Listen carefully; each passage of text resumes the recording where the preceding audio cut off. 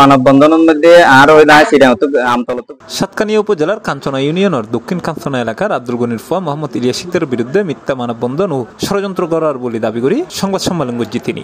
যেটা ইয়াবার ছবি দিয়ে পেস্টুন দিয়ে এই যে বিভিন্ন গাছে দেখেন, বিভিন্ন গাছে বিভিন্ন এলাকায় ব্যানারে আমি এগুলো ভিডিও আকারে সহ রাখছি এবং ছবি তুলে রাখছি।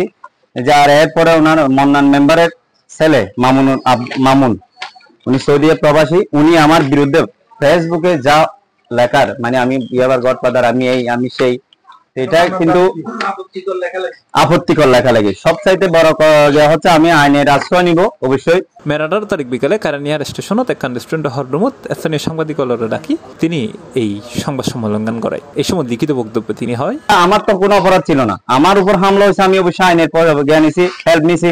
ওনারা দিন শেষ ওখানে গিয়ে আমার মাননীয় সংসদ এমপির বিরুদ্ধে কথাবার্তা বলছে এবং প্রশাসনের বিরুদ্ধে কথাবার্তা বলছে। আমি যদিও বা অবৈধ ব্যবসার সাথে থাকি, ইয়াবা ব্যবসার সাথে থাকি, তাহলে আমার প্রশাসন আমাকে অবশ্যই বের করবে খুঁজে। C plus TV, Chittagong. একটু আর